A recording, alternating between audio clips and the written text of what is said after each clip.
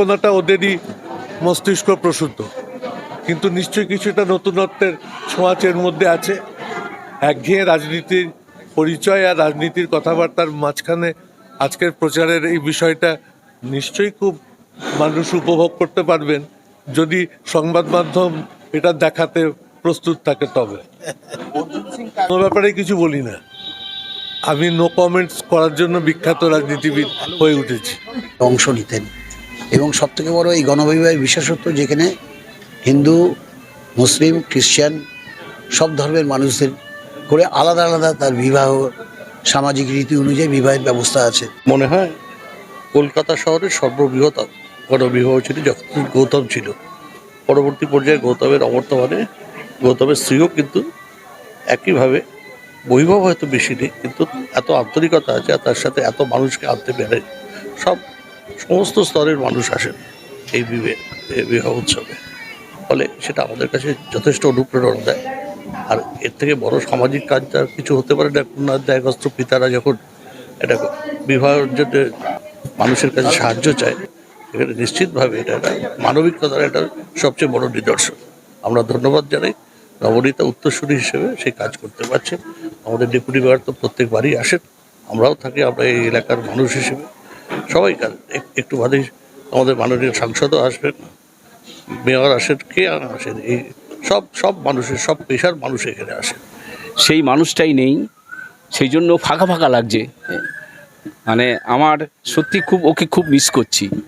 ওর মতো মানুষ যেন আমাদের পশ্চিমবাংলায় বলবো ভারতবর্ষে যেন এরকম মানুষ জন্মায়। যে কাজগুলো করে গেছেন সেটা এতটাই তার সুদূরপ্রসারী প্রভাব যে তার চলে যাওয়ার পরেও মানুষ তাকে স্মরণ করে এবং তার অসম্পূর্ণ কাজ তার সহধর্মিণী অত্যন্ত নিষ্ঠার সাথে করে নিয়ে যাচ্ছে।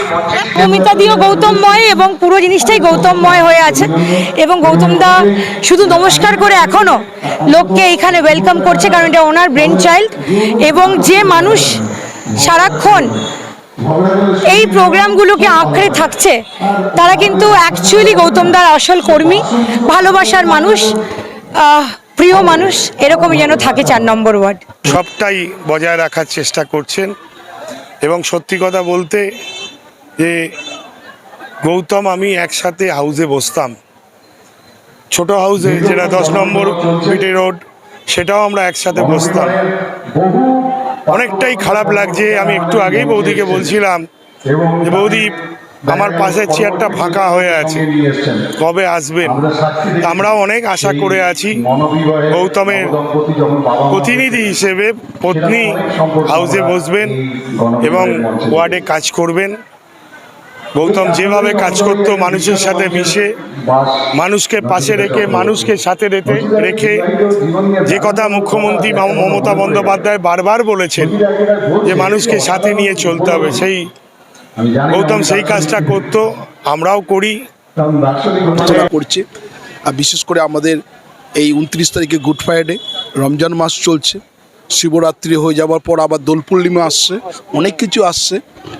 আমরা যাতে এই অশুভ শক্তি যেন কোনো কাজ না করতে পারে তার জন্য আমরা প্রার্থনা করব সর্বদা, যেন ঈশ্বর তাদেরকে ভালো রাখে। এবং মিডিয়ার বন্ধুদেরকে দিই, তাদের কাছে এই বার্তা যেন পৌঁছে দিন, যাতে কোনো হানাহানি না, ধর্মের নামে এক হই না, এক হয়ে একটা মিলেমিশে এক হলে তার আনন্দটাই অন্য। তাই প্রভু যিশু বলেছেন, প্রভু যিশুকে কত অত্যাচার করেছিল, কিন্তু কালভারি ক্রুশের রক্তে তিনি ক্রুশের মধ্যে দিয়ে একটাই কথা বলছেন, এটা কী করছে জানে, এদের ক্ষমা করো।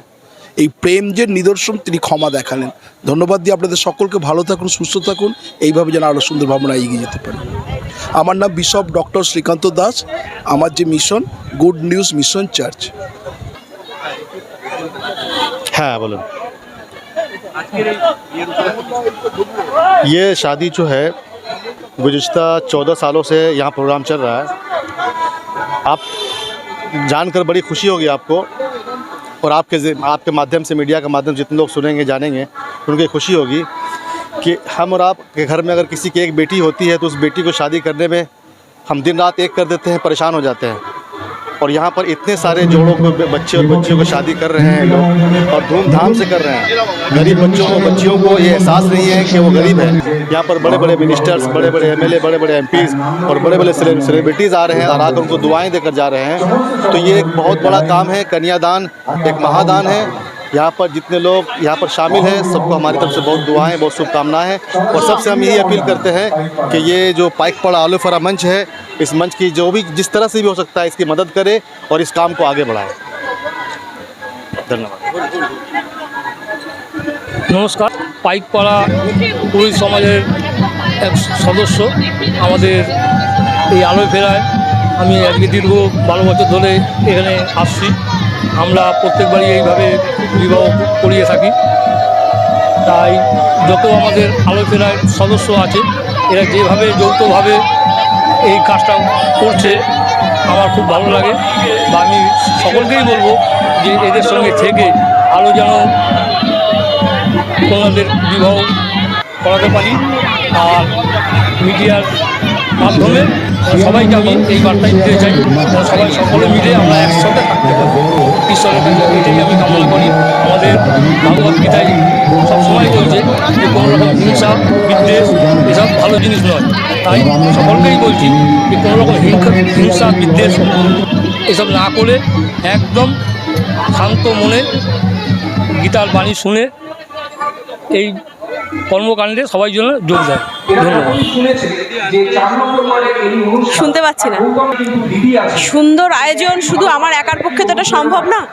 যারা এই আলোয় ফেরার মেম্বার আছে তারা প্রত্যেকে মানে একদম প্রাণপণভাবে আমার সাথে যেভাবে সহযোগিতা করে গেছে, না হলে আমি এটা পারতাম না। তারা আজকে আমার সাথে ছিল বলে আমি এই কাজটা করতে পেরেছি।